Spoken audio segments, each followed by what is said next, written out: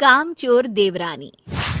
एक बार की बात है, सुषमा अपने पूरे परिवार के साथ खुशी खुशी मोहन नगर में रहती थी। उसकी 2 बहुएं थी, पल्लवी और शिवानी। एक दिन दोनों बहुएं रसोई में काम कर रही होती है कि तभी उनकी सास सुषमा उन्हें बुलाती है। अरे बहू, जरा इधर तो आना। शिवानी, जरा जाकर देखना सासू माँ क्या कह रही हैं।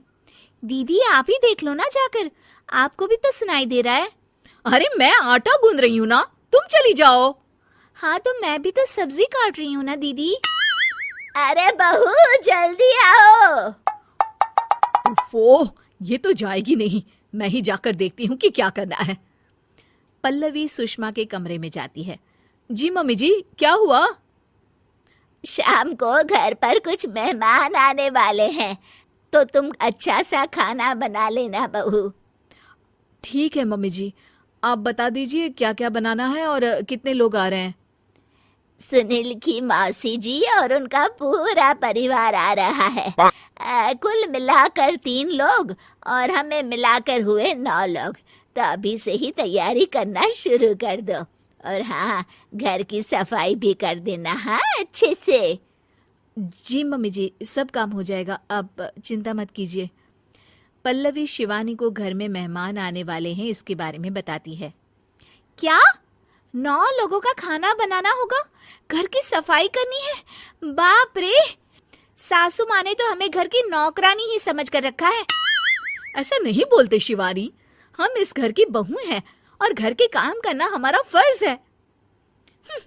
दीदी तो है ही सासू माँ की चमची, जब देखो सासू माँ सासू माँ। मैं तो इतना सारा काम नहीं करने वाली। शिवानी कपड़े लेकर गमला साफ कर रही होती है और चक्कर आने का नाटक करने लगती है। मेरा सर चकरा रहा है। तभी वहां पल्लवी और सासू माँ जाते हैं। अरे बहू, क्या हो गया तुम्हें? मम्मी जी, बहुत तेज सर में दर्द हो रहा है। तुम एक काम करो शिवानी, आराम कर लो। नहीं नहीं दीदी, घर में मेहमान आने वाले हैं, मुझे आपकी मदद करनी चाहिए। अरे कोई बात नहीं शिवानी, तुम आराम कर लो, मैं सब काम कर लूंगी। ठीक है दीदी, अगर आप इतना कह रही हैं तो आराम कर लेती हूँ। शिवानी आराम से अपने कमरे में मैगजीन पढ़ रही होती है। इसे कहते हैं आराम की जिंदगी। इतना सारा काम। चलो सारा काम खत्म हो गया, शिवानी को देख आती हूँ। शिवानी अपने कमरे में ईयरफोन में गाने सुनते सुनते सो जाती है और उसके साइड में मैगजीन भी रखी होती है। पल्लवी वहां आ जाती है और वो सब देखती है। ओहो, तो मतलब सब काम चोरी का बहाना था। अभी बताती हूँ इसको। घर का सारा काम मुझे करना पड़ा और ये महारानी यहाँ मैगजीन पढ़ रही है, गाने सुन रही है। पल्लवी रसोई से एक प्लेट और चम्मच लेकर आती है और शिवानी को थाली बजाकर उठाने लगती है। शिवानी अचानक से उठती है। उठ गई महारानी, गाने भी सुन लिए, मैगजीन भी पढ़ ली। तुम तो बहुत बड़ी झूठी निकली शिवानी। तुमने सर दर्द का बहाना बनाया ताकि काम करने से बच सको। हाँ बनाया बहाना, तो क्या करती, इतने सारे काम करती। मुझे कोई शौक नहीं है चापलूसी का। क्या चापलूसी? तुम्हें लगता है कि मैं सारे काम चापलूसी के लिए कर रही हूँ? नहीं तो क्या। तभी वहां सासू माँ आ जाती हैं।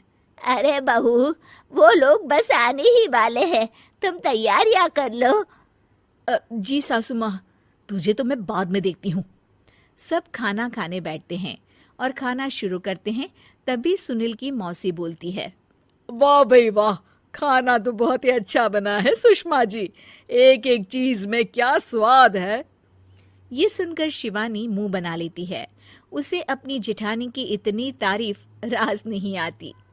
आपकी बहुएं तो बहुत ही अच्छा खाना बनाती हैं।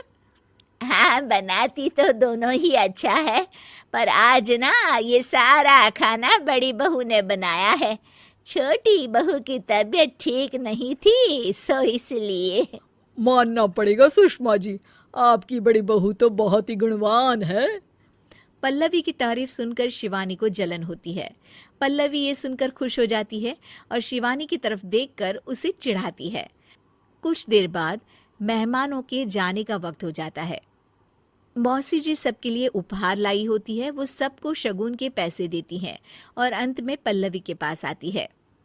तुम्हारे लिए शगुन का लिफाफा तो है ही, पर बहू तुम्हें एक और उपहार भी मिलेगा इतना अच्छा खाना बनाने के लिए। मौसी अपने सोने के कंगन निकालकर पल्लवी को पहना देती है। ये लो, ये मेरे मनपसंद कंगन है, अब से ये तुम्हारे हुए। धन्यवाद मौसी जी। ये देखकर शिवानी तो पूरी तरह से जल जाती है और गुस्से से रसोई में चली जाती है।